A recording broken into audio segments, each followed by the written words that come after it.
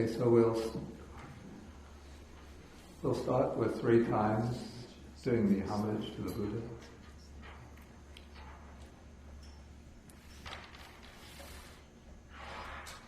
Namo tassa bhagavato arahato sama sambuddhassa.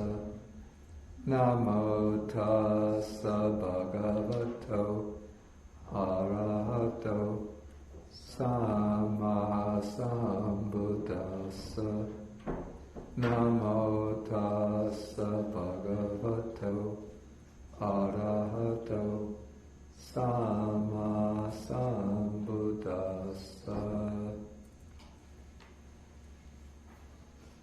Okay, good morning everybody, and welcome to the beginning of the spring 2015 semester. But the break has been so long, I think I've forgotten how to explain the sutta.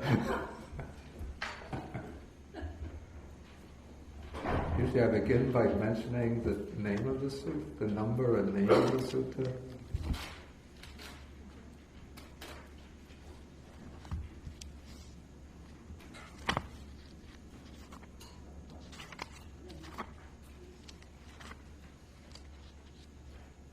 Okay, so we are doing this time, it will be sutta number 125 in the Majjhima Nikāya. This is called the Dantabhūmi Sutta, which Bhikkhu Nyanamoli had translated the grade of the tamed. So the word bhumi originally means ground. So I would actually, if I were to revise this, I would change it maybe the stage of the tamed.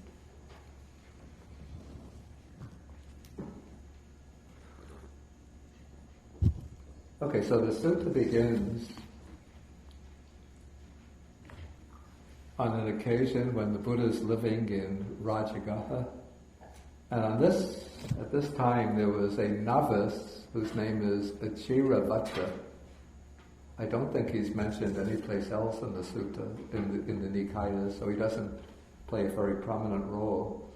So it said that he was living in a forest hut, and then the prince named Jayasena, according to the commentary, he was the son of King Bimbisara, who was the king of the state of Magadha.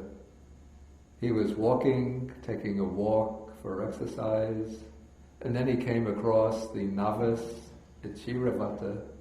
They exchanged courteous greetings, and then the prince presents a certain question, he makes a certain statement to the novice. He says, I have heard that a monk who abides here diligent, ardent, and resolute can achieve unification of mind. The Pali expression that's used here is chittas ekagata. Chitta, of course, means the mind, and ekaga means one-pointed. So ekagata is one-pointedness of mind. So unification of mind is a little bit vague, since if you're not completely distracted, you could say, I have a unified mind. But chittas ekagata means the ability to bring the mind together so that it's focused consistently on one point. Okay, so then the novice confirms this and says, that is so, that is so.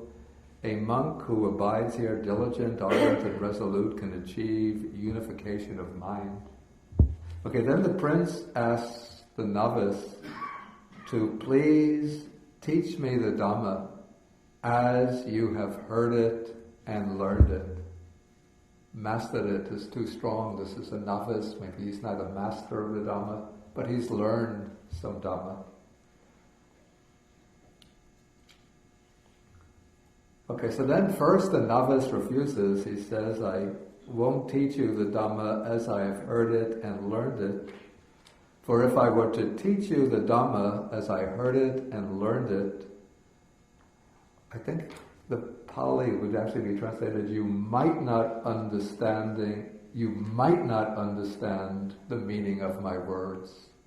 This is what is called the optative, which could be translated in either way. Now I would prefer you might not, because it's not so certain. You would not means surely you won't understand. But you might not means maybe you won't understand. And that would be wearying and troublesome for me.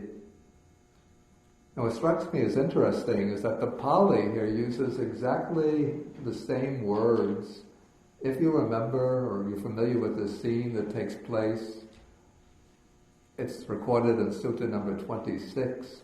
After the Buddha achieves enlightenment, and he's still sitting in the area of the Bodhi tree, and then he's reflecting, should I or should I not teach the Dhamma to the world? And then he considers that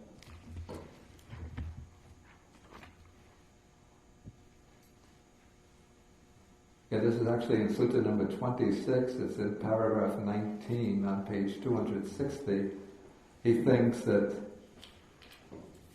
this Dhamma, especially dependent origination and Nibbana, is very hard to understand.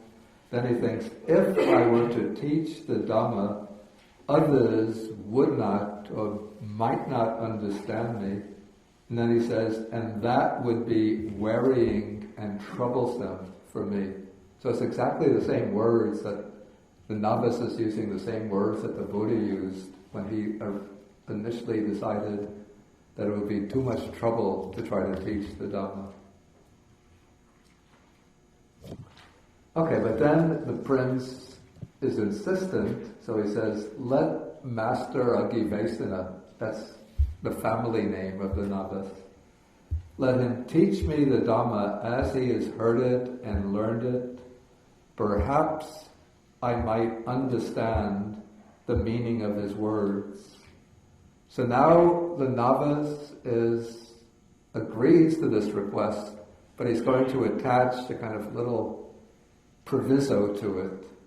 It's a little bit like, what do they call this in Congress when they're passing a bill and then they attach a rider to the bill. So he says, okay, Prince, I'll teach you the Dhamma as I have heard it and learned it. If you understand the meaning of my words, that is good. But if you don't understand the meaning, then just let's leave it at that and don't question me about it further. So apparently the novice is not so confident about his own knowledge of the Dhamma, so he's afraid that if he's going to get cross-questioned, he might be put in an embarrassing situation.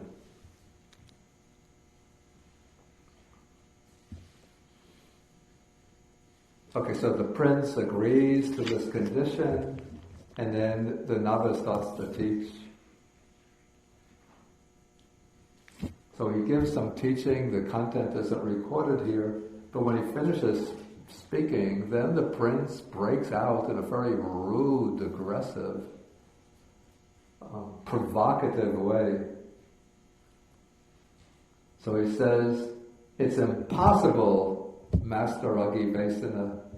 It cannot happen, it's inconceivable that if a monk dwells here diligent, ardent, and resolute, he can achieve chittase kagata, he can achieve one-pointedness of mind.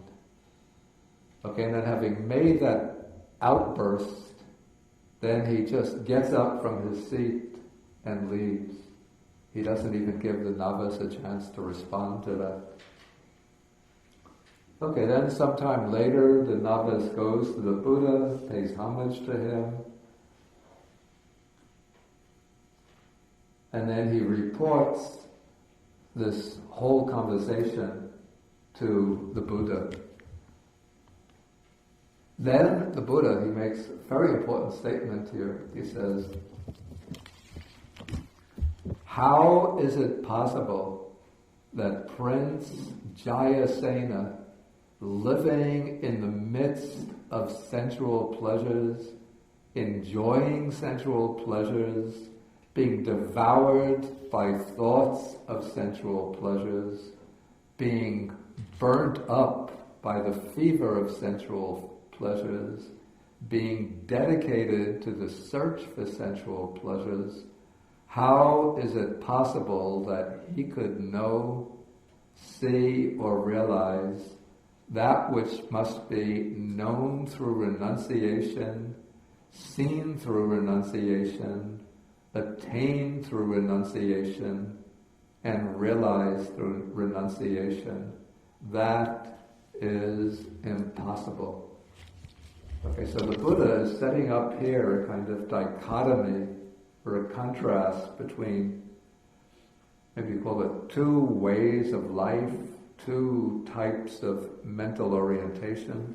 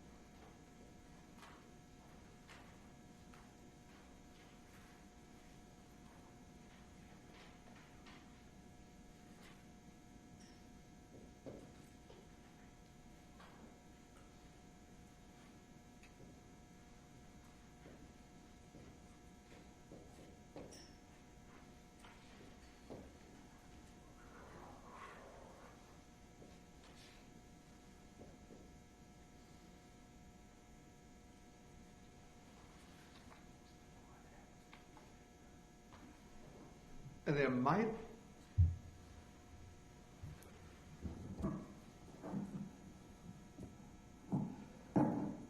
we use the word nekama, which is translated as renunciation. But there might actually be two derivations of this word nekama, sort of two different meanings which sort of get mingled together in Pali. You see, actually I think it's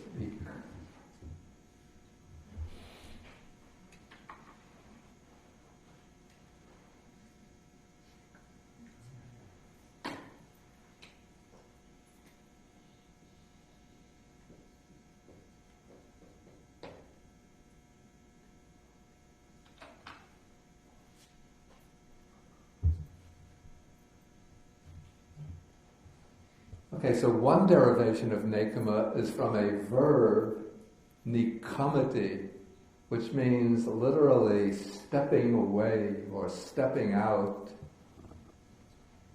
And it's sometimes used in just ordinary discourse, like if one is leaving the city or the house, it's nikamati.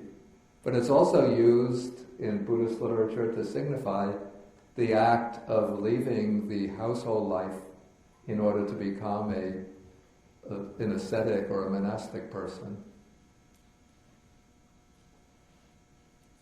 And so from the verb nikamati, one gets the noun nekama. So nikamati is going out, departing, and so what we render renunciation is literally departure from the worldly life or household life. But there's another possible derivation, which is as the negation of kama. Kama means sensual desire or sensual pleasure. And then the prefix nir is a negation, meaning without or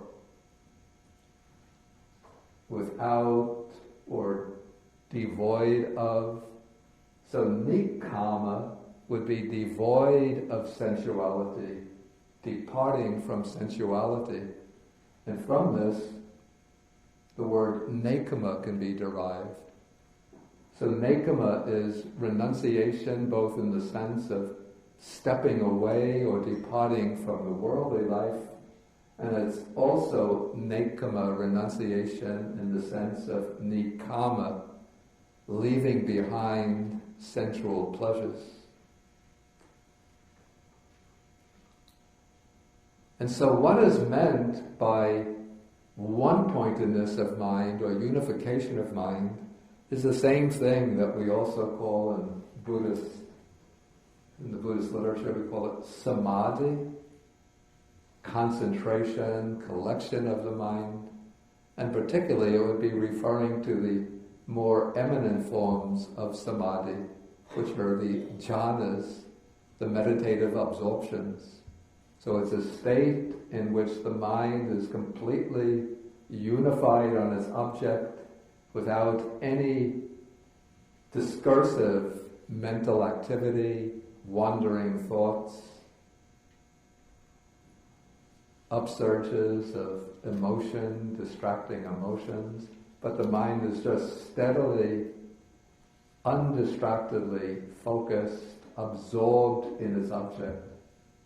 So sometimes we translate this as meditative absorption. And so now Prince Jayasena, apparently as a prince, he's living a life of luxury and enjoyment in the palace. And yet somehow, based on his own experience, he thinks he's the great authority. So he can say, it's impossible, it's inconceivable that anyone can experience and enjoy perfect unification of the mind. Okay, but the Buddha points out that in order to enjoy this unification of the mind, it's important to fulfill the preliminary conditions, which it doesn't necessarily mean that one has to renounce in the sense of becoming a monk, because there are also lay people who experience the jhanas, but one has to have the disposition, the inclination, the bent of the mind to depart from sensuality. And under sensuality, you can see sensuality or sensual enjoyment as being just the kind of first member of the set of the five hindrances. So in order to experience one-pointedness of mind, one has to overcome the five hindrances of sensual desire, ill will, dullness and drowsiness, restlessness and remorse, and doubt. And so if one is living in the midst of sensuality, enjoying sense pleasures, then the mind is going to be prone not only to sensual desire, but when one is frustrated in one's sensual desire, sensual longings, then there'll arise anger and ill will, and the mind will get buffeted also between restlessness and dullness. And so the Buddha is saying that in order to attain unification of mind, one has to be disposed to renunciation. And if one isn't even disposed towards renunciation, one shouldn't make pronouncements about what is possible, what is impossible. Okay, then to illustrate this, the Buddha uses two very impressive similes.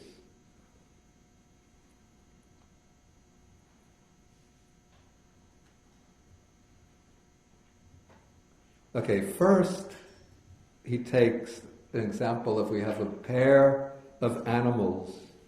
They could be elephants, horses, or oxen.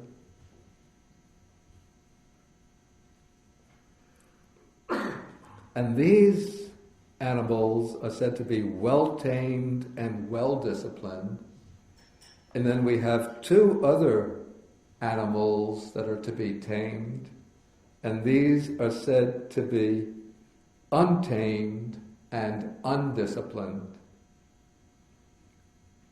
the way it's presented in the Pali, I have to say it's not all that clear, so I'm going to rephrase it a little bit. Okay, so let's say, instead of putting the question this way, I'm going to put it, would the two elephants, horses, or oxen that were well-tamed and well-disciplined be able to perform certain feats, certain tasks that the master might direct them to perform? For example, with an elephant, well, when I first came to Sri Lanka, my first week in Sri Lanka, I was staying at a monastery, a temple in Colombo, and the monk told me that he would take me to the zoo. There was a zoo outside Colombo, the Dehivala Zoo, to see the dancing elephants. And so we went to the zoo, and then sure enough, at the appointed time, could be 3, 4 in the afternoon, the elephants come out dressed up in fancy, do they call these caparisons?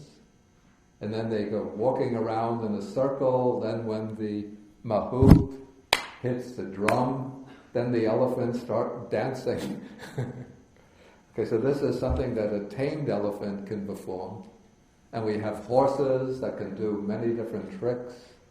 You could tell a horse to rise up, it'll rise up, kick in the back, and the horse can do various kinds of work, carry loads and so on. But if you just have wild elephants, wild horses, they can't perform those tricks, those feats, those tasks. Okay, so the Buddha uses this as a comparison. So the elephants, horses, or oxen that are well-disciplined and well-trained, that's like the person who is disposed to renunciation, who has taken up the life of renunciation. That person can do feats and tasks with the mind that the person who is undisciplined, untrained with the mind won't be able to do. And that person with the untrained, undisciplined mind, that is like the untrained elephants, horses, or oxen. But I like the second simile better. This is the one on paragraph 9. Okay, so the sutta says, suppose there were a high mountain near a village or town, and then 2 friends would leave the village or town, and they would go to the mountain. Okay, when they reach the mountain, then one friend stays below at the foot of the mountain. From what follows, it seems it has to be more like a hill than a mountain, as we'll see. So one friend stays at the foot of the mountain, while the other climbs to the top. Okay, then the friend at the bottom of the mountain says to the one at the top, he says, "What do you see from the top of the mountain?" And the one on the top says, "Oh, standing on top of the mountain, I can look into the distance and I see beautiful parks, beautiful groves, lovely meadows, and lovely ponds." You see why I say it's a hill, because if it's really a mountain, unless you have a powerful amplifier, you're not going to be able to address somebody who's on the top of the mountain. Okay, so the one on top says he sees all of these lovely sights.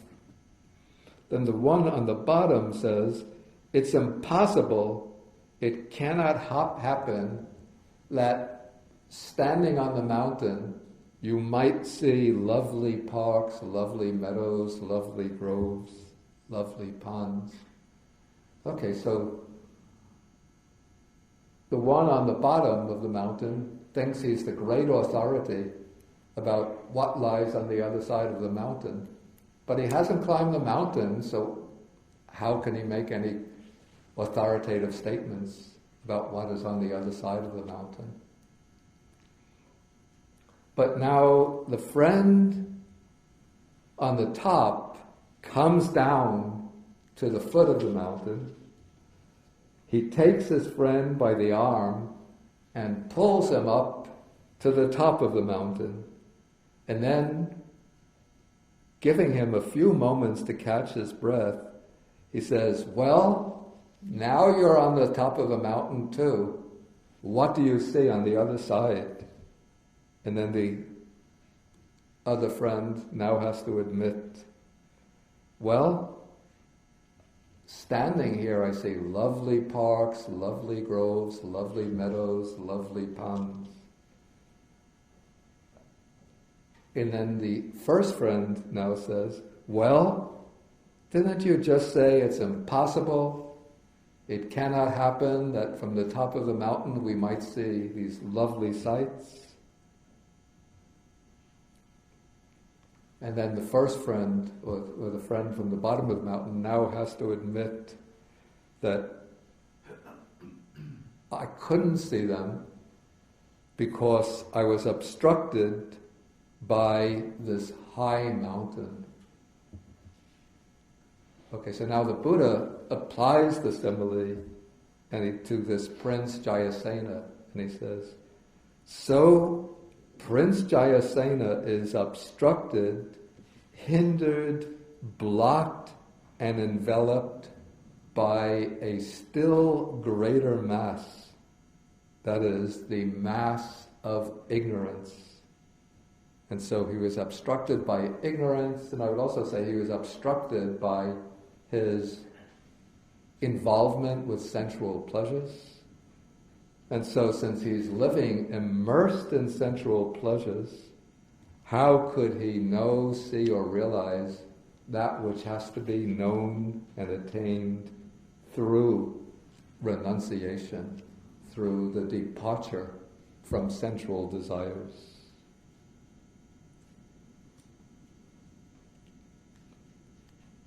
Okay, then the Buddha says, if these two similes had occurred to you when you were speaking to Jayasena, he would have spontaneously acquired confidence in you. He would have gained trust in you, been pleased with you, and then he would have expressed his trust and confidence to you.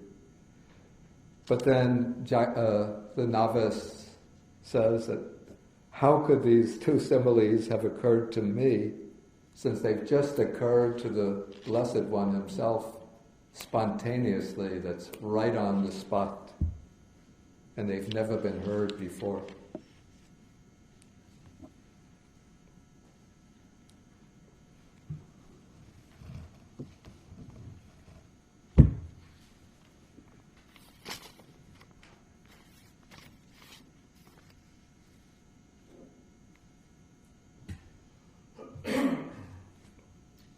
Okay, now at this point, the Buddha sort of takes off and goes into a detailed exposition of the training of a disciple, delineating the stages of training by which he is led to the point where he's able to gain that unification of mind. And there's a Chinese parallel to the sutta. This is in the Chinese Majjhima Nikāya. It's sutta number 198. And there are some interesting differences between the two versions. And I actually, Venerable Analayo, in his studies on the Majjhima Nikāya, he has a comparison between the two versions. And he makes what I would call a convincing case that in certain respects, the version preserved in Chinese translation is probably more reliable than the version preserved in Pali. For certain reasons, I'll bring those reasons up as we go along.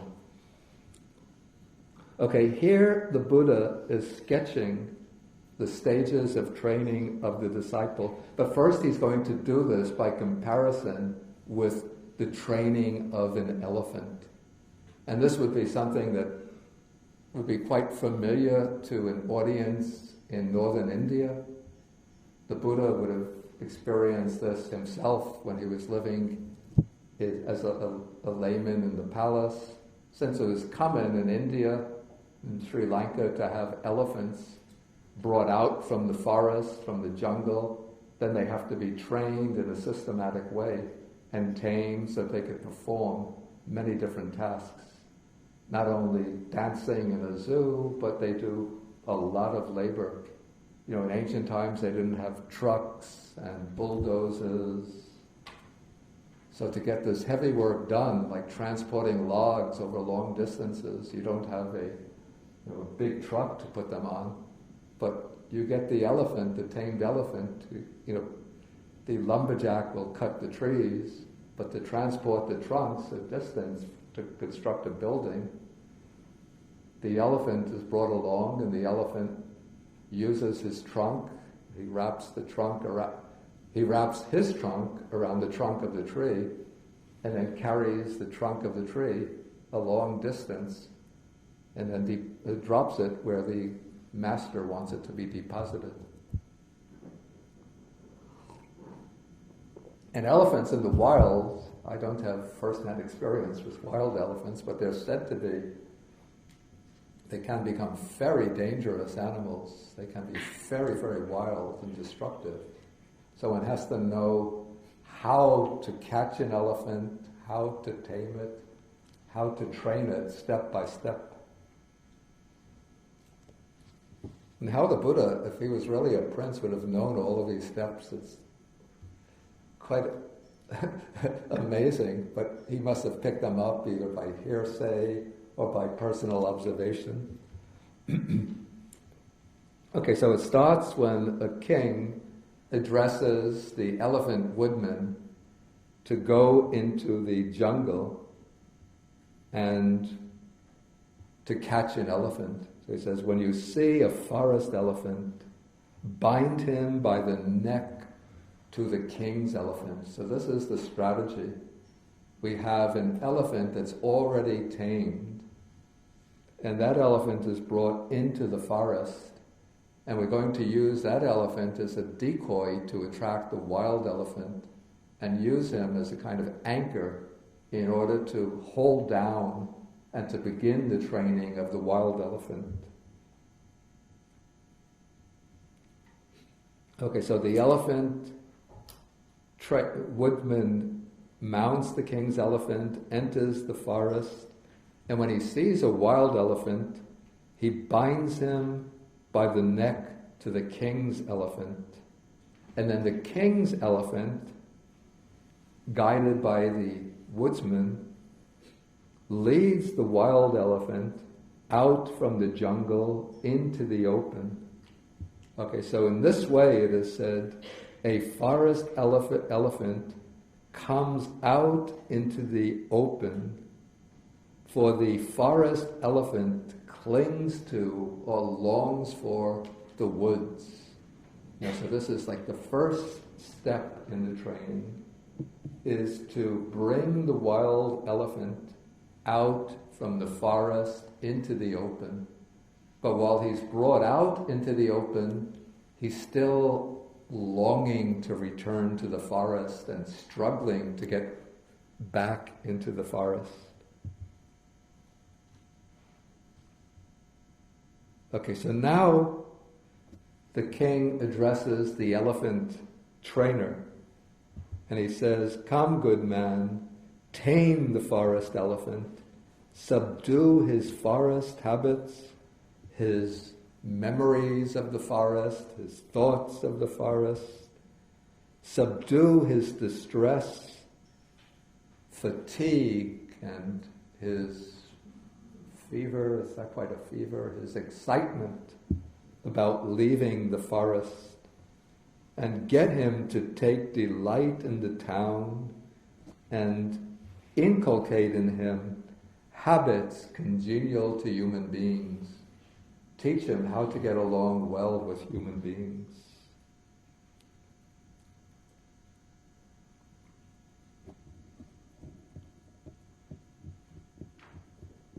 Okay, so the elephant trainer says, yes, sir.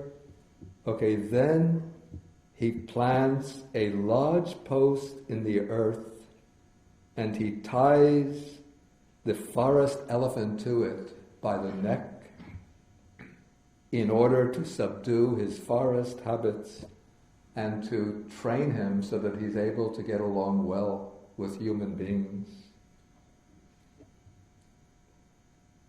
Okay, so this, we could say, is the second stage of the training. That is subduing the forest habits and making him get along with other human beings. And then this is to be done by binding him to a post which is deposited or planted deep in the earth. And that post has to be planted very deeply because a powerful elephant, by using the full might of his body, can tug, can push, and pull up the post from the earth. And we have to bear in mind that these are going to be analogies for the stages in the training of a person, particularly the monk, to be able to gain unification of mind. Okay, then the elephant tamer addresses the elephant with pleasant words. He speaks to him in ways that are gentle, pleasing to the ear, lovable, that go to the heart, courteous, desired by many, agreeable to many. Good morning, elephant. How are you today? Are you enjoying the scenery here in the town? We all love you. We want you to become a member of our community.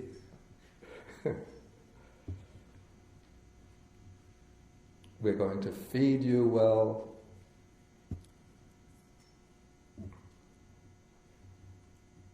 Okay, so when the elephant starts to quiet down and become subdued, to become tame, then the elephant trainer will reward him with fodder and water.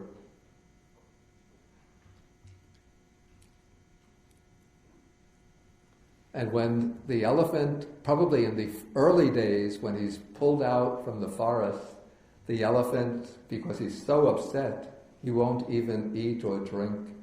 He thinks it's better to die than to live on in captivity like this, just a prisoner.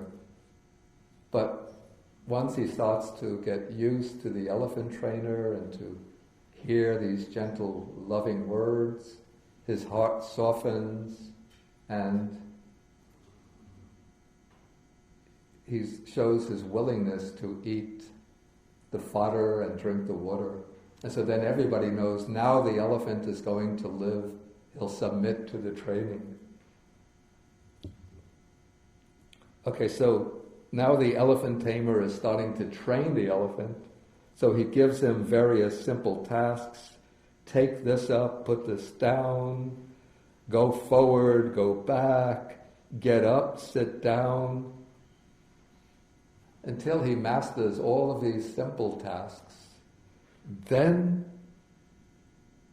when the elephant shows that he's been trained up to this point, then the elephant tamer trains him in the task called imperturbability, or immobility, not moving, not budging, even in the midst of attack. Apparently this elephant is being trained not for ordinary tasks, but to become a war elephant, because the kings would also use elephants as vehicles in war.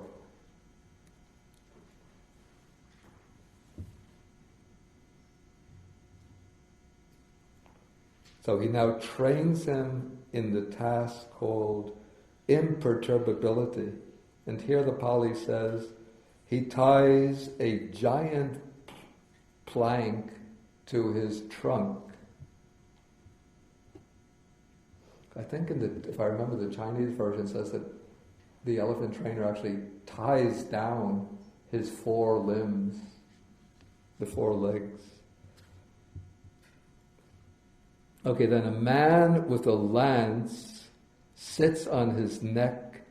Men with lances surround him on all sides, and the elephant tamer stands in front of him, holding a long lance pole. Okay, when the elephant is being trained in the task of imperturbability, he does not move his forelegs or his hind legs.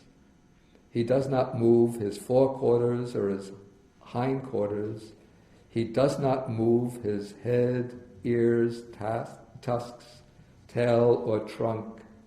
And now the king's elephant is able to endure blows from spears, blows from swords, blows from arrows, blows from other beings, and the thundering of drums, kettle drums, trumpets, and tom-toms.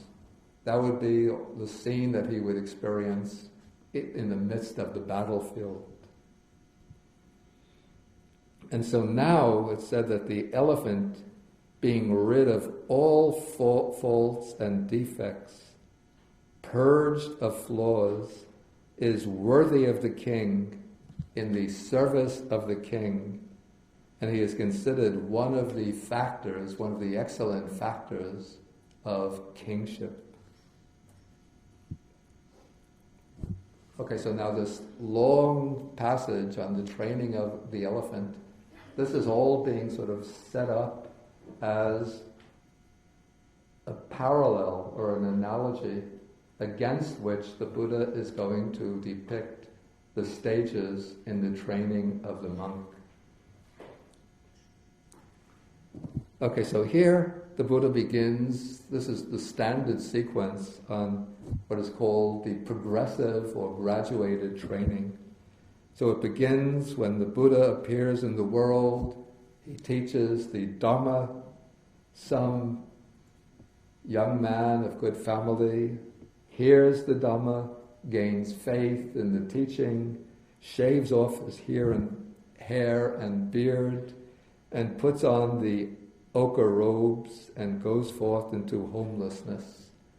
So this is all being implicitly described, this is all being implicitly set up as the parallel or application to the example of how the elephant in the forest is caught and pulled out from the forest into the open.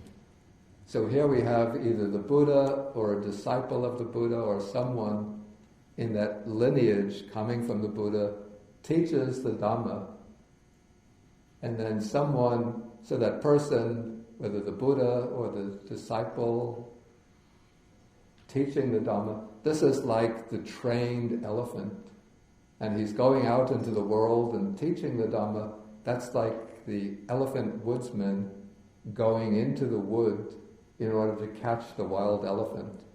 And the person living in the midst of the world, that is like who's going to be caught and trained, that is like the wild elephant. So then getting that person to shave off the hair and the beard, put on the yellow robes and enter the homeless life, that is like having the elephant come out from the forest into the open. So then it says, the text says, it is in this way that a noble disciple comes out into the open, for gods and human beings cling to the 5 objects of sensual pleasure. Okay, then the text goes on to speak about how the Tathagata, the Buddha, further trains the disciple. First he trains them in the sila, that is in the principles of good behavior, good conduct. And he says, be restrained by the patimokkha, that's the code of monastic rules, seeing fear in the slightest faults, trained by undertaking the precepts. So we have the stage of observing the precepts, the moral training. Next comes the training in restraint of the sense faculties. Again, this is a standard passage. Then comes 17, training in being moderate in eating and reflecting before taking food. Paragraph 18, we have the next task is the training in wakefulness. Be devoted to wakefulness. So spend the day walking back and forth and sitting. This is in meditation. Purifying your mind of obstructive states. In the first watch of the night, you continue with your meditation. Sleep in the middle watch of the night. In the last watch of the night, that is the pre-dawn hour of the morning, again one gets up, continues the meditation. So this is the training in wakefulness. Then paragraph 19, we have the training in mindfulness and full awareness, or mindfulness and clear comprehension. This is practicing mindfulness and clear awareness in all activities in everyday life.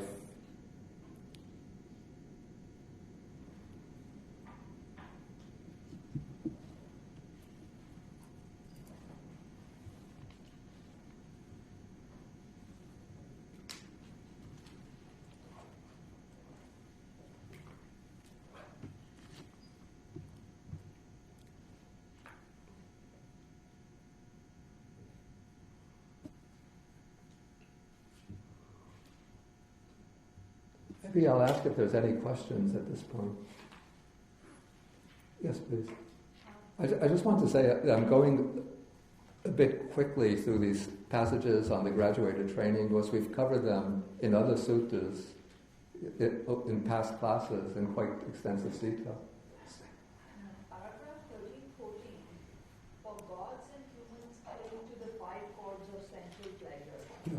I was a little unclear about the gods and humans part. Excuse me? The gods. Yeah, I think it's good to use that microphone. So.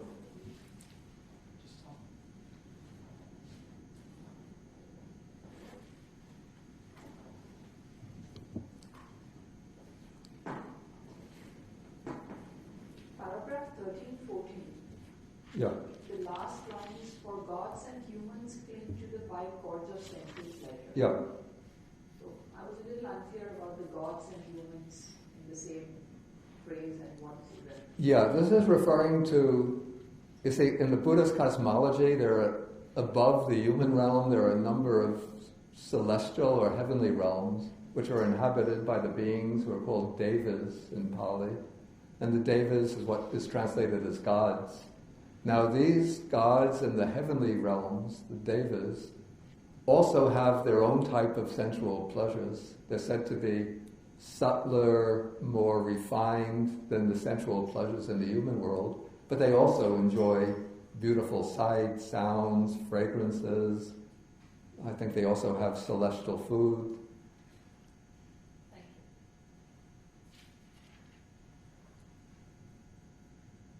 you. Anything further?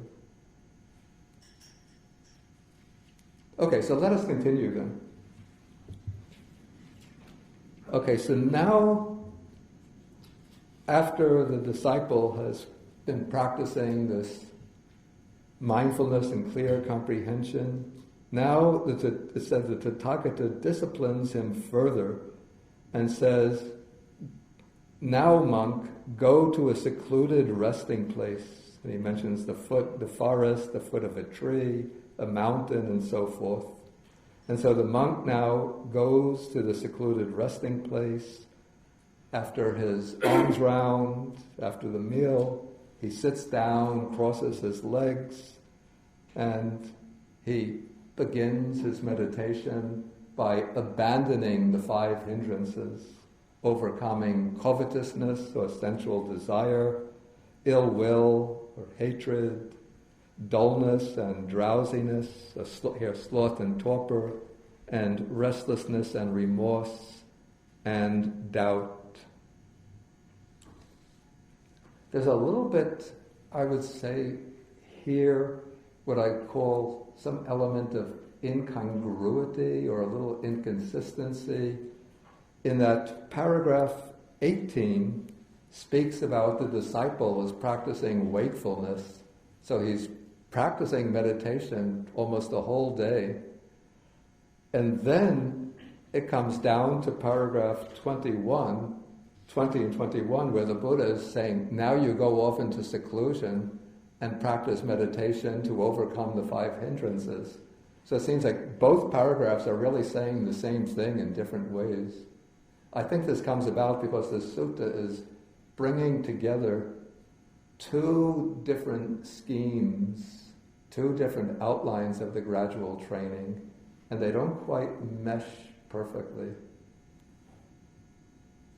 Like in the version that we get in Sutta number 27 and number 51, it doesn't include the passage on wakefulness, because the wakefulness is actually what is being practiced when one goes to that secluded resting place.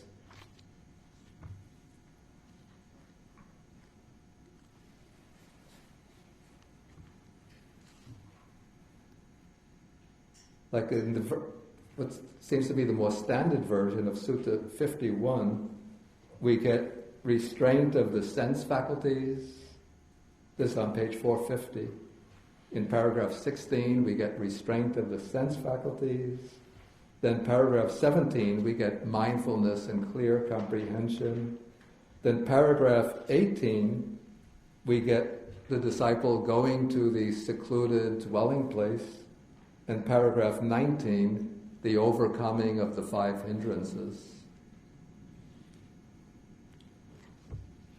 So it seems that this sutta is trying to, probably in the process of oral transmission, some reciters inserted the passage on wakefulness and maybe moderation in eating and wakefulness into the sequence so that they don't quite fit in harmoniously there. Okay, now we get to something which is rather puzzling and I think in Sutta number 53, that the Buddha, or Ananda... It's actually Ananda. Yeah, Ananda includes the wakefulness, moderate in eating and wakefulness.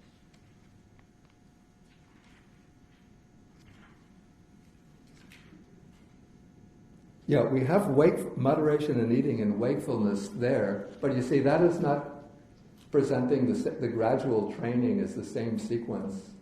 So there it fits in without any kind of friction there. But here it doesn't quite fit in. It's a little bit like fitting, or is it a round peg into a square peg into a round hole?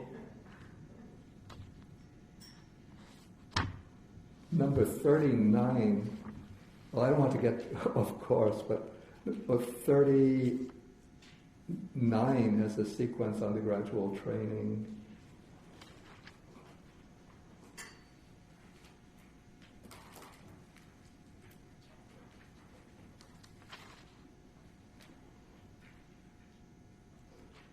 Yeah, actually 39 has a sequence on the gradual training which is similar to the one in number 125. Okay, but now let us continue. This is where we get a rather unusual passage. With number 22, we read, having thus abandoned these 5 hindrances, imperfections of the mind that weaken wisdom, he abides contemplating the body as a body, ardent, fully aware and mindful, He abides contemplating feelings as feelings, mind as mind, mind objects as mind objects, dharmas as dharmas, ardent, fully aware and mindful, having put away covetousness and grief for the world. And then we have this compared to the way the elephant tamer trains the elephant by binding it to a post in the ground. So he says, just as the elephant tamer plants a lodge post in the earth and binds the forest elephant to it by the neck in order to subdue his forest ways, so these four foundations of mindfulness are the bindings, or we could even say the post, for the mind of the noble disciple in order to subdue his habits based on the household life, to subdue his memories and intentions based on the household life, to subdue his distress, fatigue, and fever based on the household life, in order that he may attain the true way and realize Nibbana. So what's extremely unusual in this sutta is for the practice of the four foundations of mindfulness to be introduced after the abandoning of the five hindrances. Because elsewhere in other suttas, the practice of the four foundations of mindfulness is presented as one of the ways for overcoming the five hindrances. So this is what raises some suspicion that what has taken place in the transmission of the sutta in the Pali tradition is that passages from other suttas have been inserted into the sutta in a way which doesn't quite fit. And then the stages, as I said, if there's a Chinese parallel to the sutta, this is Majjhima Nikāya number 198, and that presents the stages of training in this way. After the introductory passage on the appearance of the Buddha in the world and his teaching the Dhamma, and then the disciple goes forth into the monastic life. His training is stated very simply as he guards his behavior of body, speech, and mind, and purifies his livelihood. And from there, it moves directly into the training in the four foundations of mindfulness.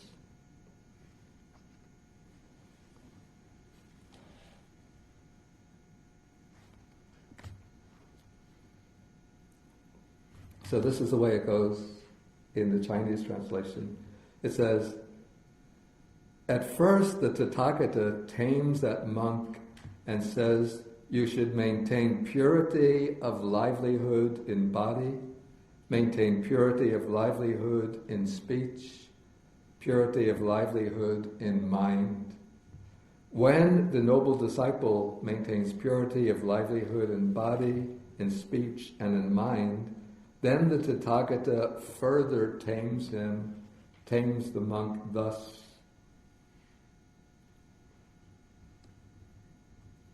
You should contemplate the body as the body internally, etc. Contemplate feelings, contemplate the mind, contemplate the dharmas.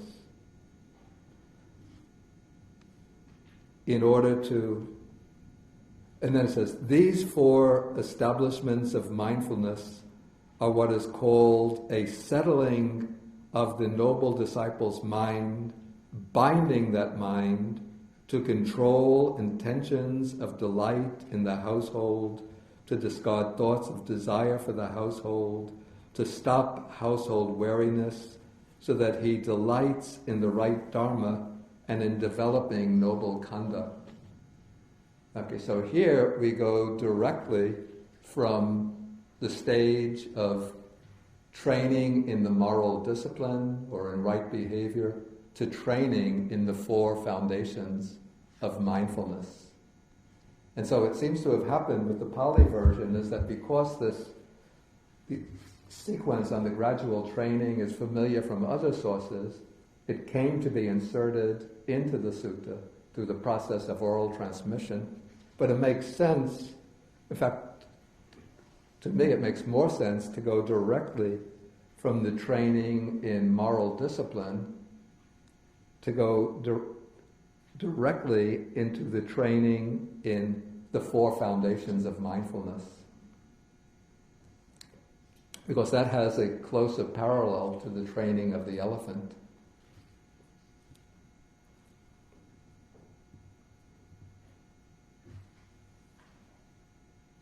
Okay, then paragraph 23 applies the simile of how the elephant trainer plants the post in the earth and binds the elephant to it, to the way the 4 foundations of mindfulness serve to bind the mind of the noble disciple and to help the disciple overcome the thoughts of, the thoughts run back to the worldly life. And this is quite, natural in the process of training, by the way.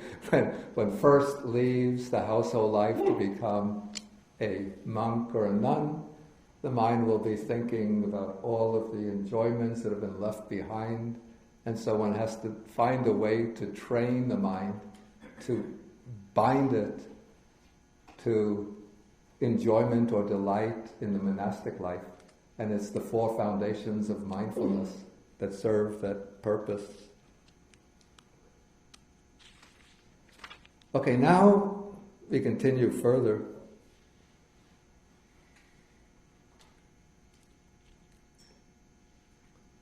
Okay, now the Tathagata disciplines the disciple further. He says, "Come, monk, dwell contemplating the body as a body, but do not think thoughts of sensual desire.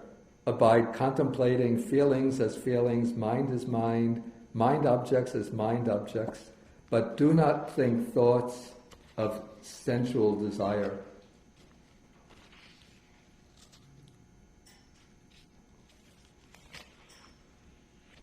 Okay, so this is indicating how one overcomes the 5 hindrances through the practice of the 4 foundations of mindfulness.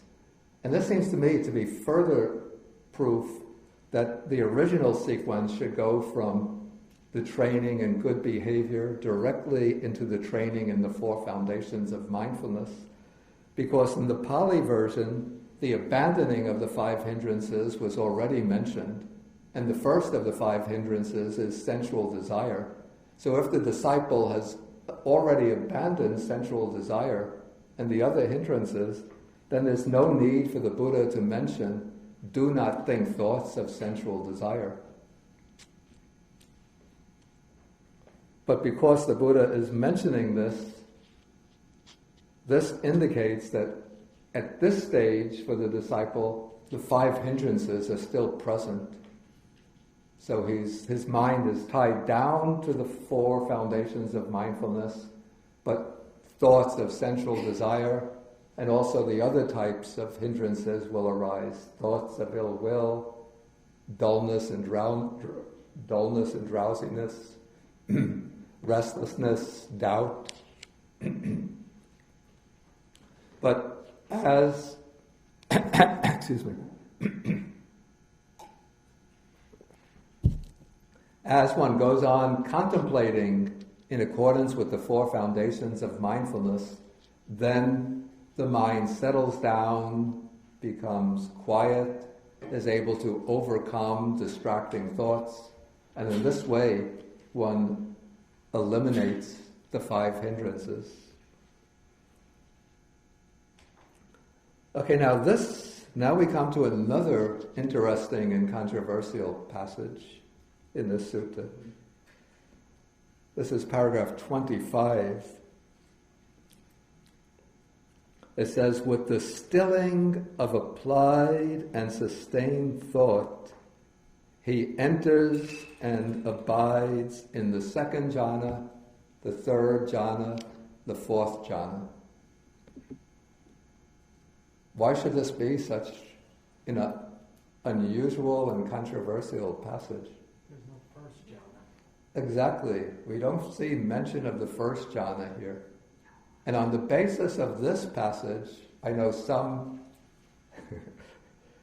people argue this is proof that the practice of the four foundations of mindfulness takes place in the first jhana, or that when you're practicing the four foundations of mindfulness, that is the equivalent of the first jhana.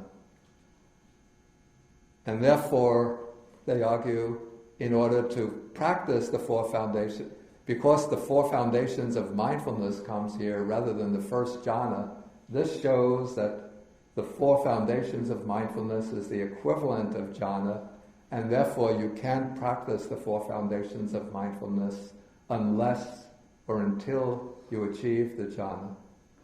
So on this one very unusual, unique passage, it occurs only in this sutta, a lot of arguments are being built up on very momentous issues about the place, whether jhana is necessary or not, the relationship between jhana and the four foundations of mindfulness. But if we look at the Chinese version,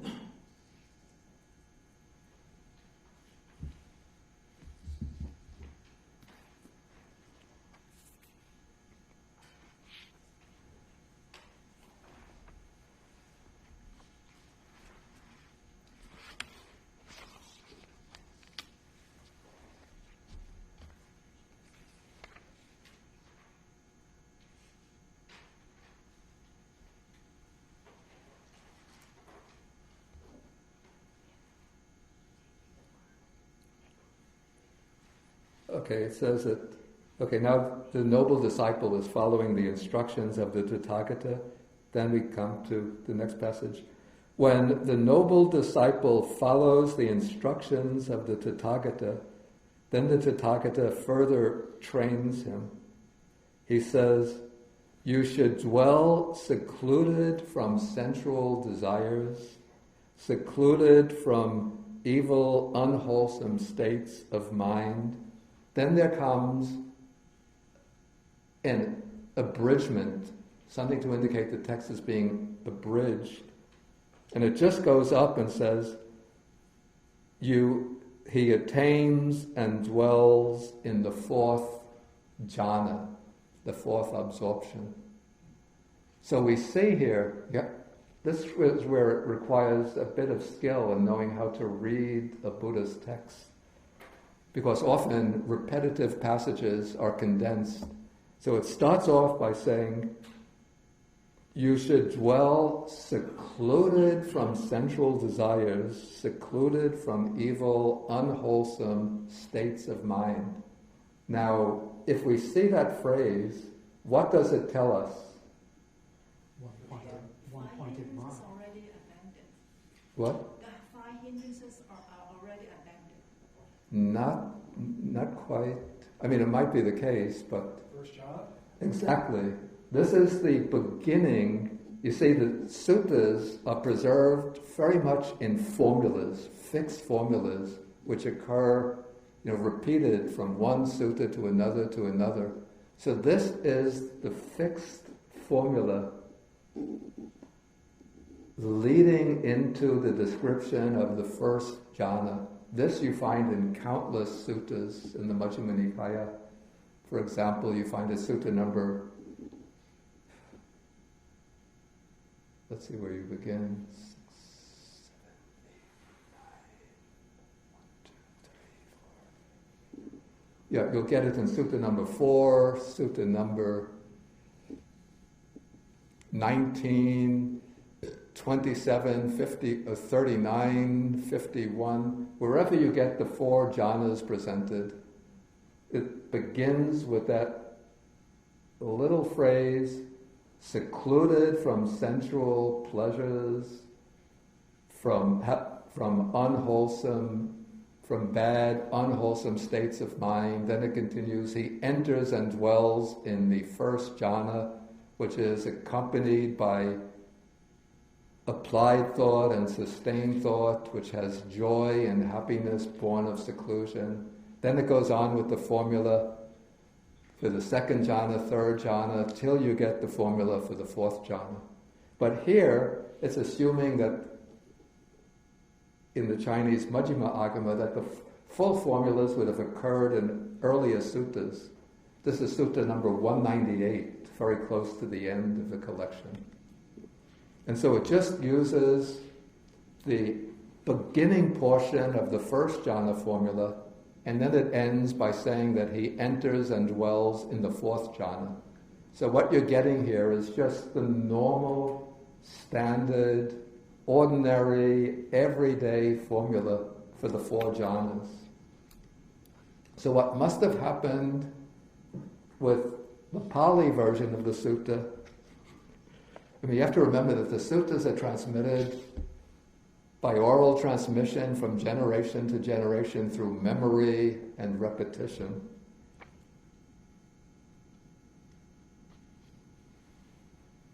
I think Venerable Nalio had some comment on this.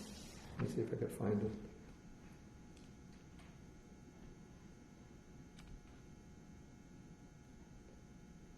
Yeah, he says, in sum, on evaluating the 2 possible ways of explaining the difference between the 2 versions of this sutta, regarding the first jhana, it seems probable that a loss of text has occurred in the Pali version, whereas the Chinese version appears to preserve the more original presentation that includes a reference to the first jhana.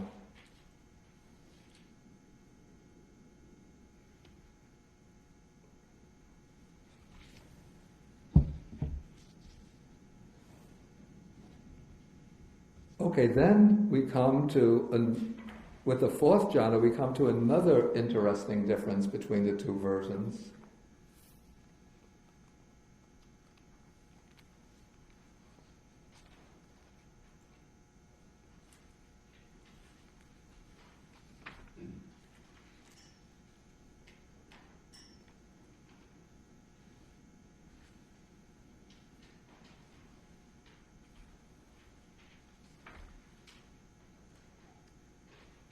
Okay, in the Chinese version, it said that, well, first in the Pali version, it goes on from the 4 jhanas, it goes on to the 3, we call the 3 higher knowledges, the knowledge, the recollection of past lives, the divine eye that sees the passing away and rebirth of beings, and then the knowledge of the destruction of the defilements of the asavas.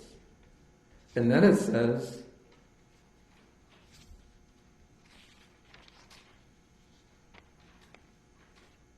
that after attaining arahatship, then the monk is able to endure cold and heat, hunger and thirst, and so on. He is rid of all lust, hate, and delusion, purged of flaws. He is worthy of gifts, worthy of hospitality, worthy of offerings, worthy of reverence, worthy an unsurpassed field of merit for the world.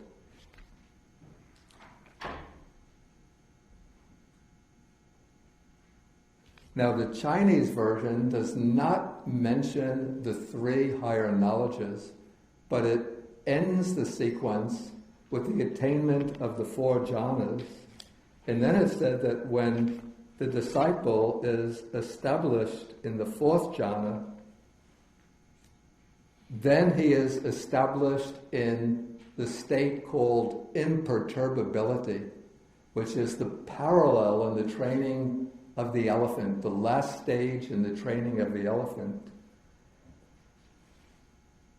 Then, when the disciple is established in imperturbability, then he's able to bear hunger and thirst, cold and heat, mosquitoes and flies, being beaten with sticks, and so on.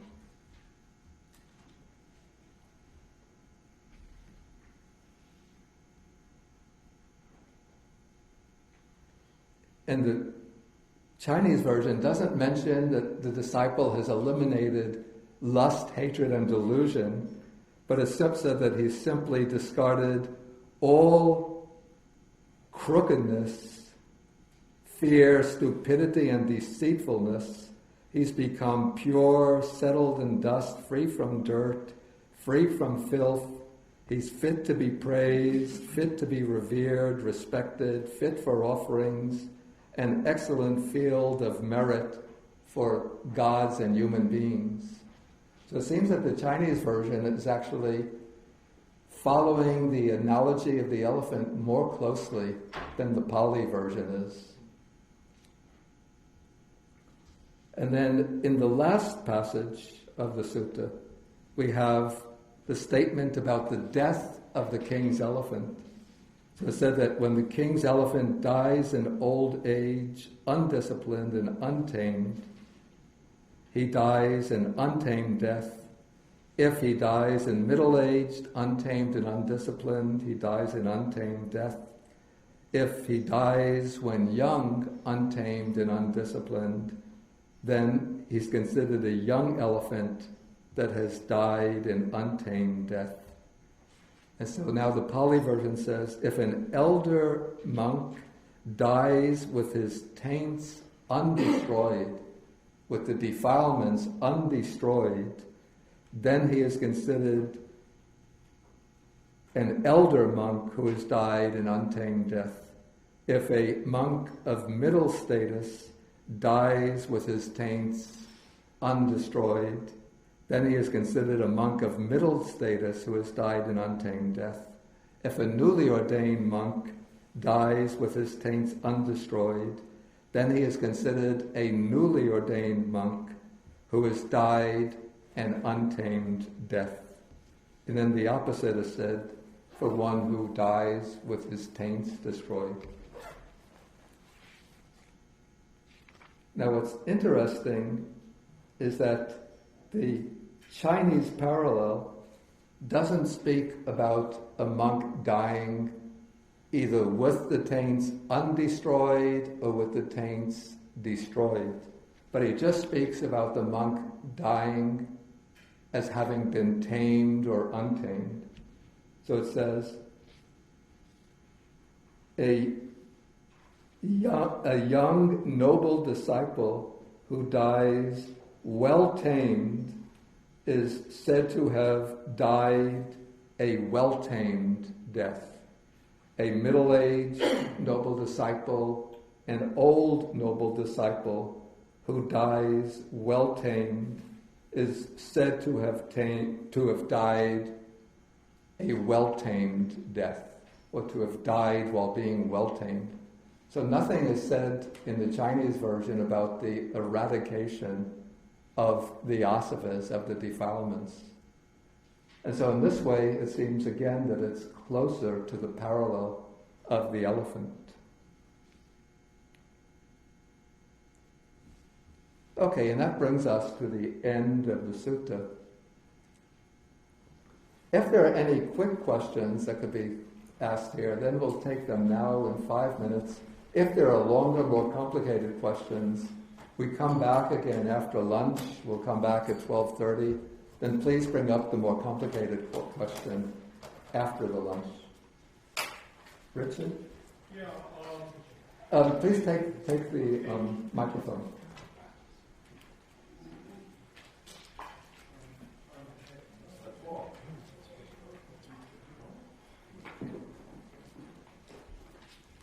Oh, okay. Yeah, please. All right. On page 992, Yeah.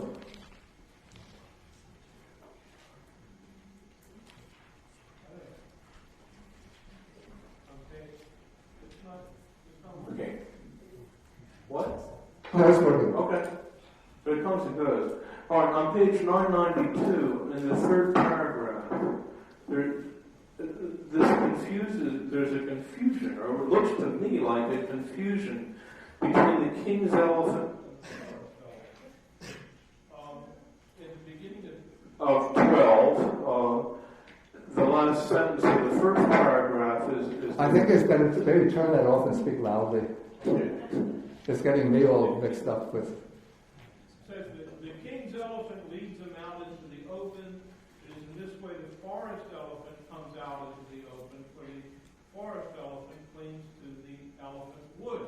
And then it seems to be about the training of the forest elephant with the assistance of the already trained king's elephant.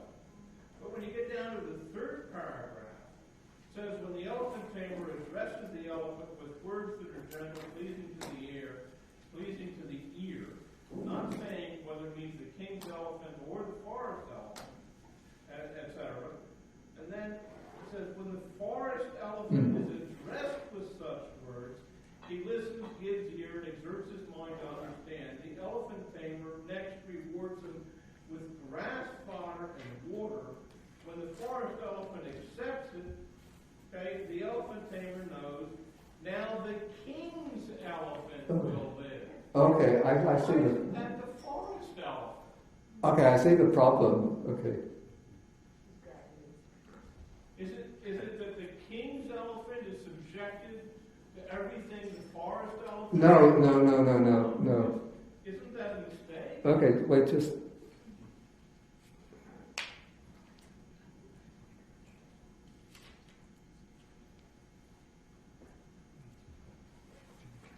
Okay, in the third paragraph, then the elephant tamer addresses the elephant with words that are gentle. I have to check on this. It could be that it's the forest elephant that's being addressed. Yeah. It could be that just through an oversight, the word aranyika, forest, was overlooked in the translation. Well, it's in the last sentence of the paragraph. Okay, wait. Let me come. Okay, now when we come to the sentence, now the king's elephant will live. The others are now regarding the forest elephant, because it's been brought out into the open and it's been subdued by the king or by the king's men. Now they're considering that elephant is now the king's elephant as well. Well, that's what. Yeah. He was captured in possession of the king. Yeah. So, once the forest elephant accepts the grass fodder, he's then considered the king's elephant. This is the way the people are thinking about it, All right. because he's been made the property of the king. He's been caught for the purpose of making him part of the. What happens to the original king's elephant? He has a lot of work to do. Very good. Kings have lots of elephants. Okay, last question, then we'll have to share the merits and go for it. To me, of course, Chinese translation or Yeah. the question is, the Chinese translation, what was it translated from? Because all these are translations, because Pali is the dead language, Sanskrit is the dead language. Yeah. So it has to come from another source. Yeah, it would have been probably a Sanskrit. I mean, certainly a Sanskrit, whether it was a Buddhist, what they call a Buddhist hybrid Sanskrit, or, probably some form of Buddhist hybrid Sanskrit. Because why it says that no believable part, then it says samadhi samarakappa, Yeah. your mind, your thoughts and your actions, whatever comes first, and concentration and mindfulness and concentration come again. So you see the progression Yeah. in a way. So that's what you are referring to as even the Chinese version. But these are there in the Pali version also. The order of going up Yeah. the Noble Eightfold Path.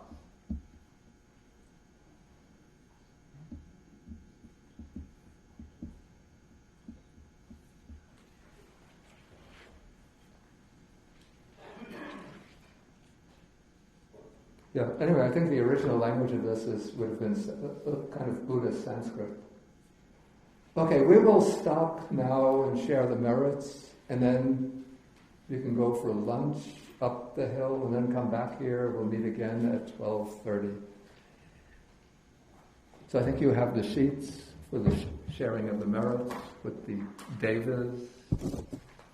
Those are the deities, the bhutas or local spirits, the nagas or dragon spirits, and of all other beings.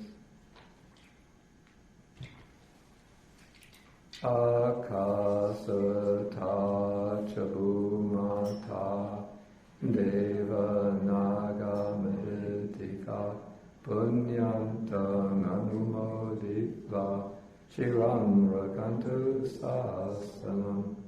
Akasata chabumata deva naga meditika punyantang anumoditva Shiram rakantu desanam. Akasata chabumata deva naga medika punyantam anumoditva Shiram rakantu mamparam. Etavata chamhehi sampadam punya sampadam sabe devanumodantu sabha sampati siddhya. Etavata chamhehi sampadam punya sampadam sabbe bhutanumodantu sabha sampati siddhya. Etavata chamhehi sampadam punya sampadam sabbe satanumodantu sabha sampati siddhya.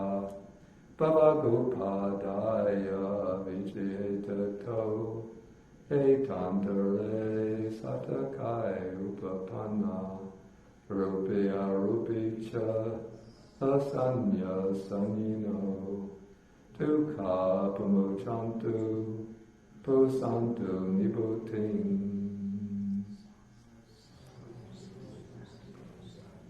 Okay, then we stand and we do 3 half bows to the Buddha.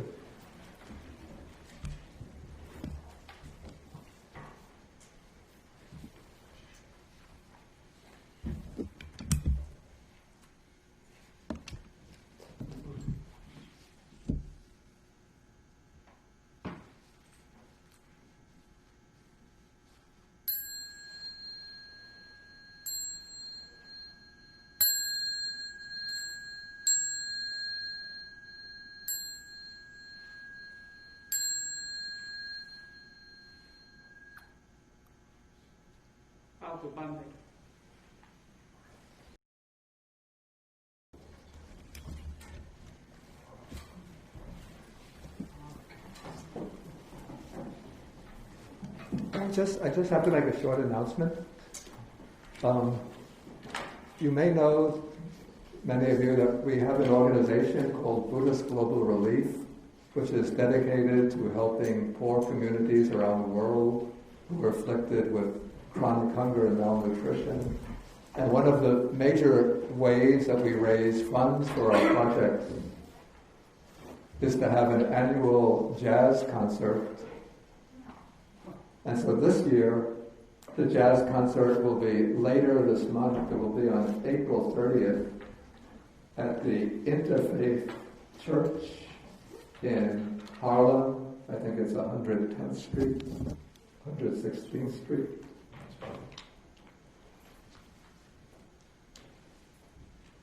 Well, it's Riverside Drive, but it's around 120th Street. And this year, our jazz concert is being coordinated with International Jazz Day, which occurs on April 30th. So there are going to be jazz workshops all day, culminating in the concert in the evening. The concert starts at 7 p.m. That's Thursday, April 30th.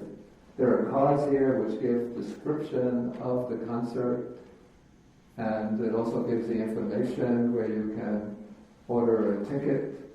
So please, if you're interested and able to do so, at least please pick up a card here to learn about the concert, and also share the information with your friends or family members.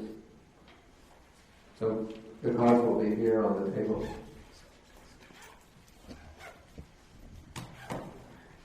Thank you.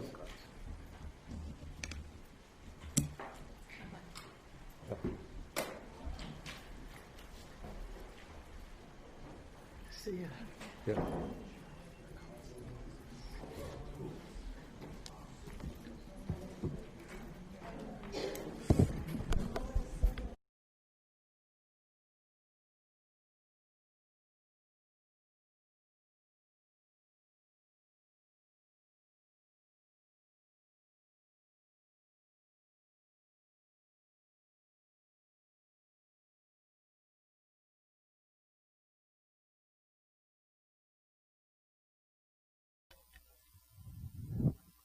So, any questions?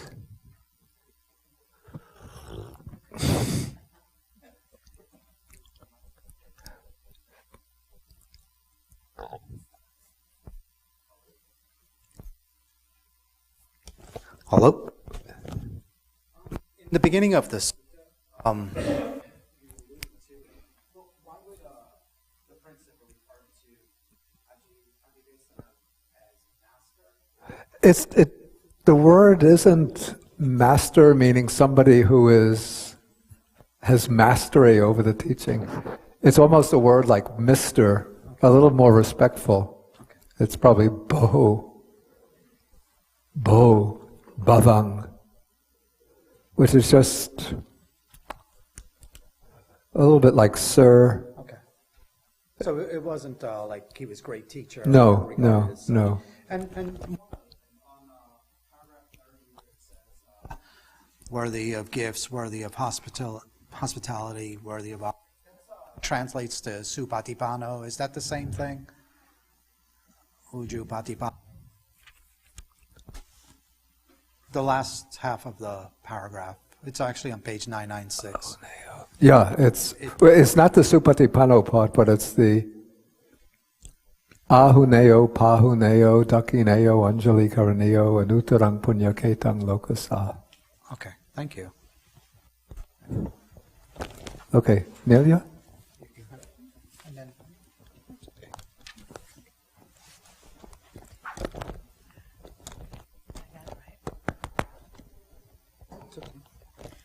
Okay, my question is number 22, paragraph 22, the last statement where it says, and mindfulness having put away covetousness and grief for the world. Yeah.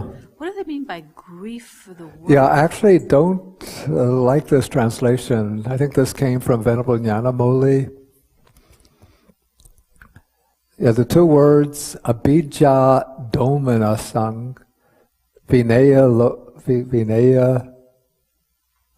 loke abhijja domanasang. Okay, vinaya is having removed, having put away. Loke, in relation to the world. Abhijja, it's almost the same as craving. Effectively the same as craving. That's what's rendered covetousness. And then domanassa, it's maybe, I think it's more adequately rendered displeasure or dejection rather than grief. So basically these are two kinds of worldly emotions. One is craving, grasping for things, and the other is displeasure, unhappiness, sadness. So those are the two kinds of opposite mental states that one has to be putting away through this practice. Okay. Thank you. Yeah, but grief is too strong. Mm-hmm. It doesn't convey what it really wants to say. The word grief. Yeah. I think it's not such an accurate rendering. I don't use grief anymore. Now I use for domanassa, dejection. But also, even unhappiness would be quite satisfactory. but it's like an aversion for the worldly life as well. No, it's not the aversion for the worldly life, but it's displeasure or unhappiness over worldly things. Maybe thinking, oh, he spoke rudely to me, or I lost this, and so one feels unhappy. I didn't succeed in obtaining this or that. Well, that is Vinaya, is letting go, putting away, removing.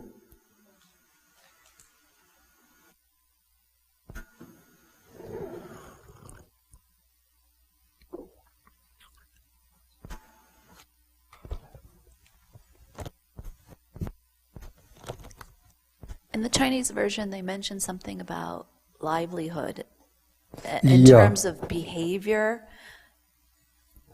or morality. I don't... You wrong? You had... Oh, there you are. You had the Chinese version on your tablet? Let's see if I can remember. Hu Shan Jing Ming Jing.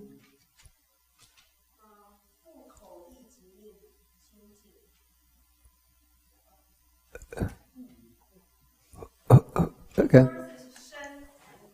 Yeah. Yeah.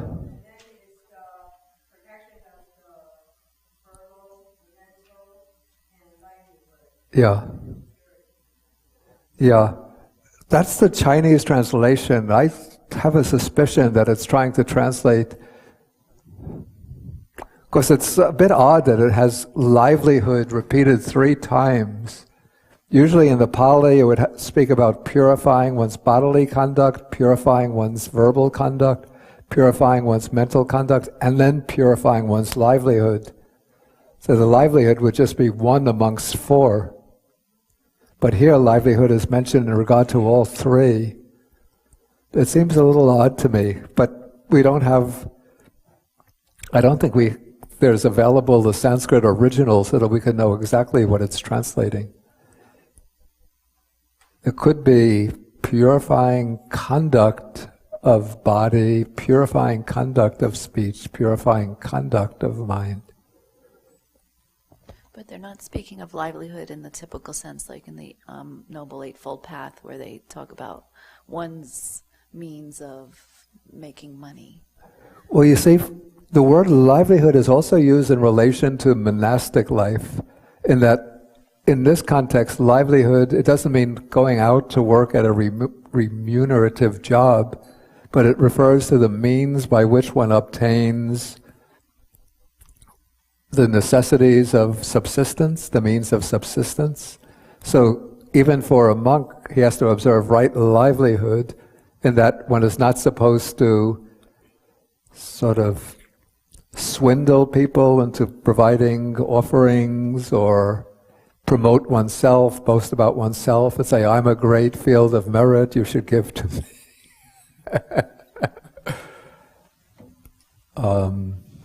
Or try to pressure, if you don't give to me, you're going to be getting a lot of demerit, you'll be going to you'll be reborn as a pig. Yeah, so those would be examples of like wrong livelihood.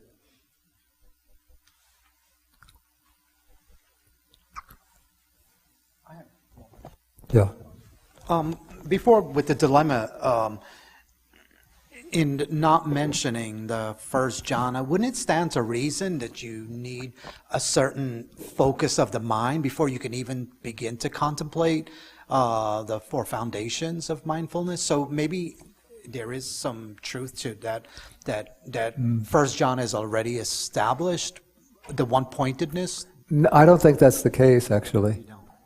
Because there are other suttas, there's a few suttas in the Samyutta Nikāya, this would be the connected discourses on the Satipatthanas, where a monk comes to the Buddha and says, I've newly come to this teaching, please give me some instruction. Then the Buddha says, first you should purify the foundation. Let me see if I can remember the exact expression. Okay, first you should purify the foundation.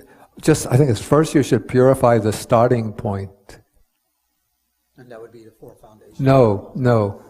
The Buddha then says, and what is the starting point? First, purify your conduct of body, speech, and mind, and straighten out your view. In other words, obtain right view. Then the Buddha says, when you have established the foundations, then when you have established the starting point, purified the starting point, then you should go further and devote yourself to the 4 establishments of mindfulness. So here the Buddha is not going through the sequential training up to the jhanas. Of course, we could assume that this aspects of the sequential training, like not mentioned, like restraint of the senses, mindfulness and clear comprehension in all activities, vigilance, those are all included within purifying the foundations. But from there he goes directly into the 4 foundations of mindfulness. So attaining jhanas is not necessary to contemplate the 4 foundations. Beforehand, there's no indication that obtaining the jhanas is necessary to practice the 4 foundations.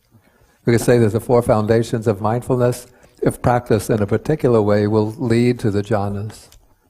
Not that one attains jhana first and then starts to practice the 4 foundations. The reason I thought maybe is because you need to focus your mind to be able to penetrate these subjects fully. And well, one starts with the 4 foundations of mindfulness, and that is sort of the gradual training of the mind to help settle the mind and to increase the power of the mental concentration. In fact, in the Chinese version of this particular sutta, the Dantabhūmi Sutta, the Buddha says that, I think it's also in the Pali version. No, let me just see.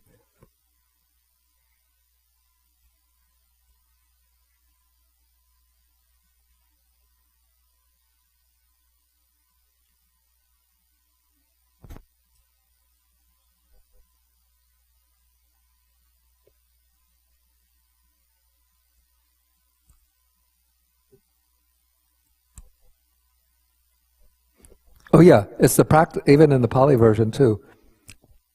It's the practice of the 4 foundations of mindfulness.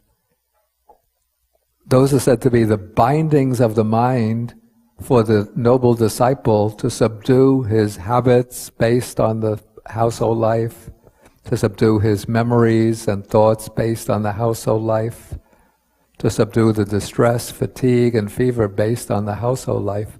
So the 4 foundations of mindfulness are themselves the means for training the mind in order to clear away that kind of debris of worldly thoughts. So if one had achieved the first jhana, one would already be free from those kinds of thoughts. So then the 4 foundations of mindfulness then wouldn't serve the purpose of clearing those thoughts away. Cool. Thank you.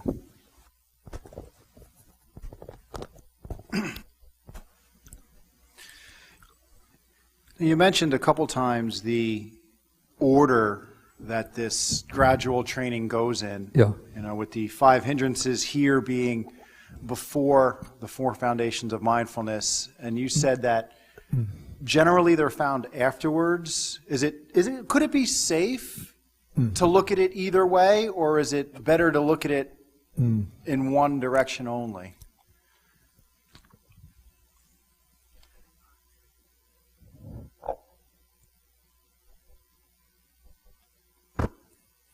I mean, certainly it's the case that somebody who has overcome the 5 hindrances can then go into the practice of the 4 foundations of mindfulness. So I'm certainly not saying that that's not the case. But what I would say is that it would generally be the case that somebody who is not yet rid of the 5 hindrances will take up the practice of the 4 foundations of mindfulness as part of the means or method for subduing and removing the 5 hindrances. That makes so it's not necessarily the case that you can't start practicing the 4 foundations until you're rid of the 5 hindrances. Yeah, that's what I was wondering, if there was some flexibility, because there's other suttas that go right into jhana Yeah. immediately. So if you read different suttas, I've seen different orders from one to the other, and it almost seemed like it was flexible for a reason to say, well, one, like you just said, one person may enter this way, one person may enter a different way. Yeah. Yeah. And I've used that as part of my practice. That's why if it wasn't that way, it would have upset some of the things that I do. Yeah, but what one wouldn't say is that one wouldn't say that the Buddha speaking about somebody who attains, say, the first jhana, and then giving instructions for him on going off to remove the five hindrances, because the removal of the five hindrances is the prerequisite for the attainment of the jhanas. But the removal of the five hindrances is not a prerequisite for the practice of the four foundations of mindfulness, because it's precisely through the practice of the four foundations of mindfulness that the five hindrances are removed. Perfect. One other question. When you were talking about the while walking back and forth and sitting, purifying your mind of obstructive states, and you were saying that refers to, I guess, walking and sitting meditation. Yeah. Could that also refer to just more general life, like walking around, sitting, doing your daily activities? Or do you think it's specifically talking about meditation? In this case, it's specifically talking about a meditative practice, because the word used here for chankamati is the word which usually means like the walking back and forth within a limited area as part of a meditative practice. But it doesn't mean that, when doing other activities, that one shouldn't be training the mind according to one's chosen method of meditation. But that would be covered more by the section on mindfulness and clear comprehension. Okay. Perfect. Very good. Thank you. What's the lion's pose? It says it in there. Oh, right, I see, right. Yeah, it's explained elsewhere that it's lying down on the right side with one leg overlapping the other. I guess one would put the hands like this.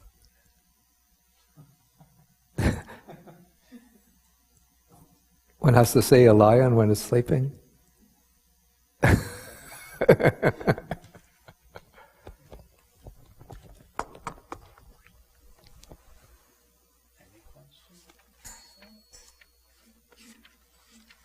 Any further questions?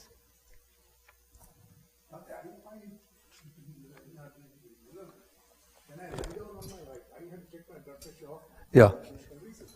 When I lie on my right, and if I take my blood pressure, it is more normal than if I lie down any other way. I mean, you get the 128. If I lie like this, if I turn around and check my pressure, it's different. Are you looking for medical advice? No. This observation. You mentioned about this. No doubt there's an explanation for that, but you would have to ask a medical person.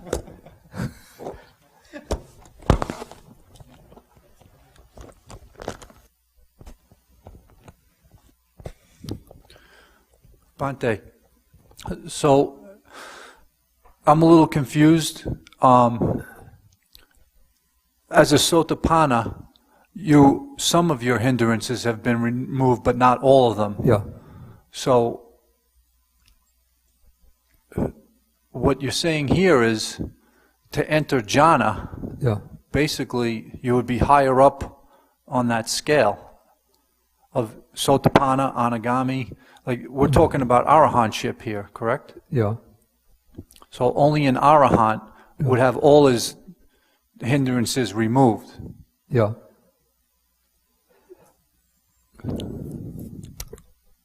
Okay, there are different ways of this gets into a rather complicated area, but the word abandoning or eliminating has different degrees or there are different types of elimination.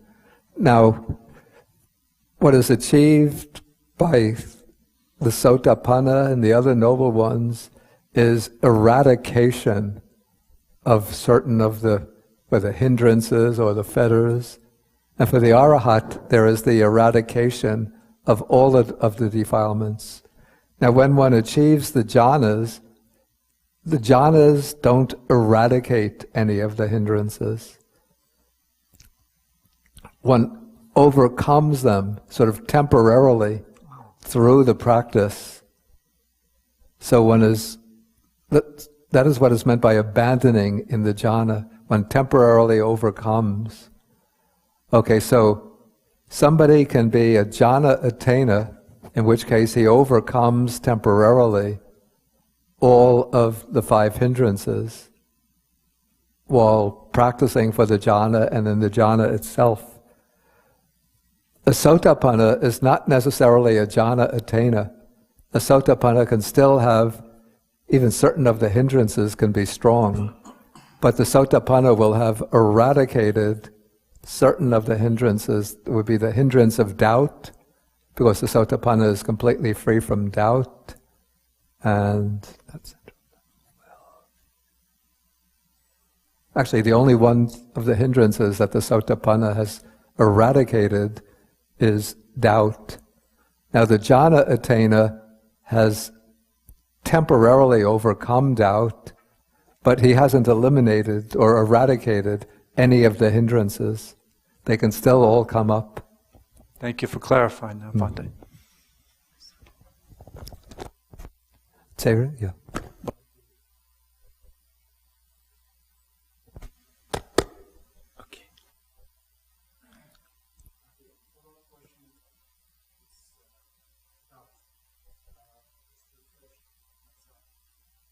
Doubt.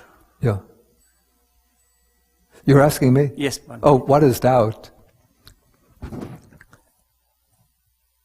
think the doubt that's eradicated by the stream enterer, by the sotapanna, would be doubt about whether the Buddha is an enlightened one, whether the Dharma, his teaching, is indicating the truth, and whether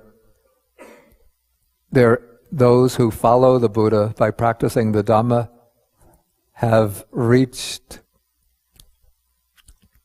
stages of noble attainment. So that would be unshakable confidence or trust in the Buddha, Dhamma, and Sangha.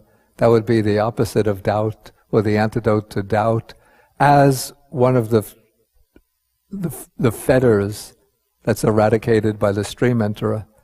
In the case for the practice for the jhanas, I don't think that would necessarily be the meaning of doubt, because even those who are like non-Buddhist ascetics can practice and achieve the jhanas. The jhanas are not unique to Buddhism. So this would be the kind of doubt, I guess, whether I'm practicing correctly, whether this method will lead to the jhana, whether I have the capacity to achieve the jhana. All of those kinds of sort of nagging doubts in the mind that prevent one from focusing upon one's object.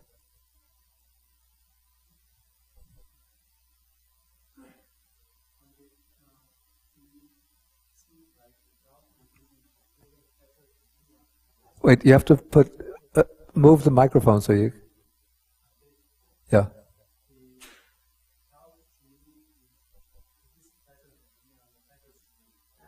I'm not catching because doubt is the biggest fetter.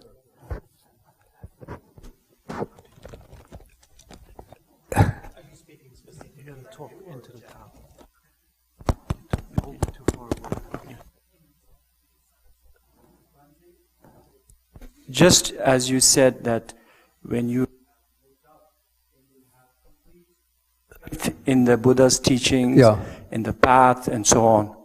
And for me, that is the biggest doubt, because, I'm still on the path. To me that seems the biggest fetter.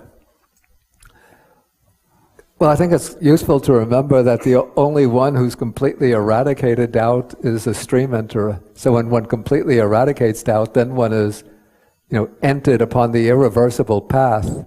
So it's quite natural that doubts arise, but what's useful to overcome doubt, well, to continue to practice and not be distracted by one's doubt, and then to study and investigate the teaching.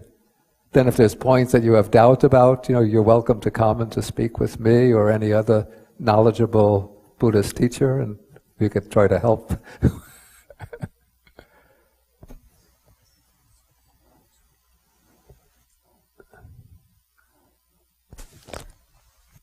Just so you know, about 5 years ago, said that about me. They said, you don't believe in any of it. 2 years later, they said, faith seems to be stronger. Yeah. And now today I'm... Oh, it goes away in time.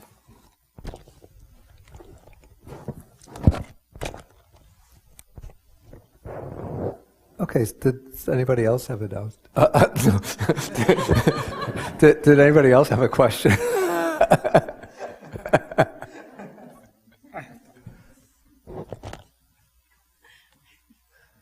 And also I would say that doubt should pertain to really be meaningful, pertain to what I would say the principles that constitute the core of the Dhamma. Sometimes there are things one reads in the suttas that I think should be doubted and even rejected, like sometimes talk about other world systems in which people are stationed according to the 4 social classes of ancient India. There are the Brahmins, Kshatriyas, Vaishyas, and Shudras. In another world system, that's so specific to India in this world system. Maybe the Kalama Sutta would help. Yeah, the Kalama Sutta is very useful. It's in Anguttara Nikāya, Book of Threes. But you find it anywhere on the internet.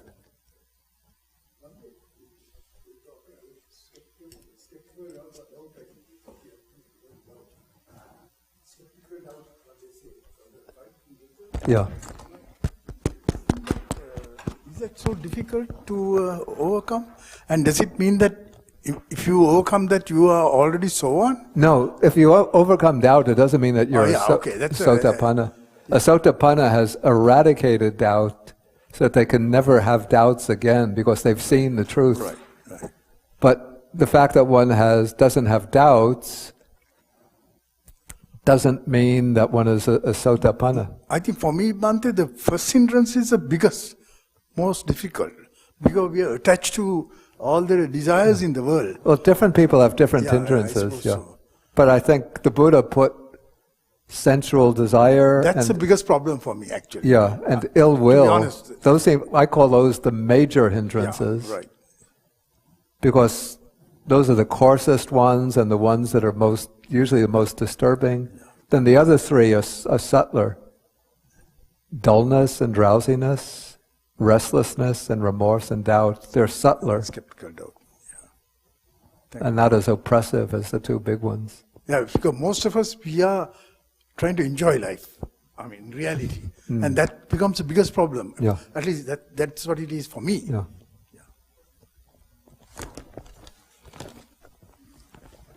Okay, we could take one more question, then we'll have to call it a day. There's a question. Ante, there's a question on the internet. Oh, okay. It's actually, you answered that numerous times. Is jhana needed for arhan, and asking for example which arhan liberated by dry insight?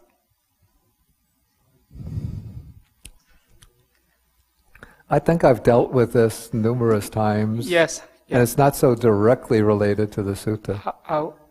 Yeah.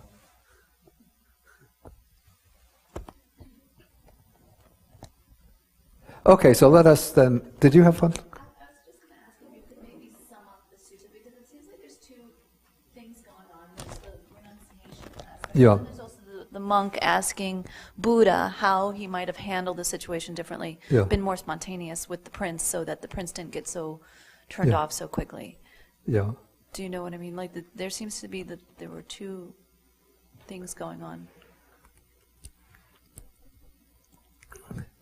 I see what the two things are, though I don't. Let me just get the picture again.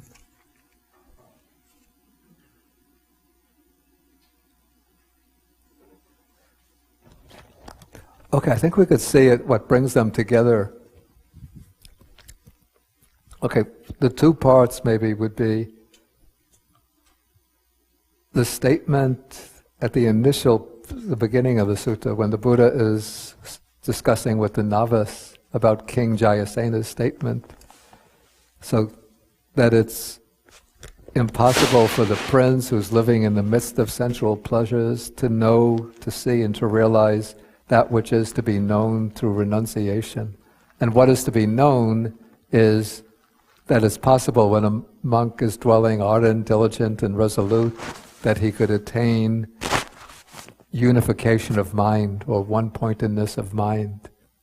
So maybe one-pointedness of mind would be the topic of the sutta. Okay, so the Buddha then first, using the two similes of the trained and untrained elephants, and of the two friends who go to the mountain, to enforce the point that those who are obstructed by the obstacles, in this case sensual desire, can't know that which is to be realized through renunciation. Okay, and then the rest of the sutta, the body of the sutta, can be seen as a way of explaining how one reaches that stage where one can know and see what was the initial thesis, that it's possible to achieve unification of mind. Okay, so let us end for the day. We could just do short 3 half bows. And please remember that there are postcards here about the jazz concert.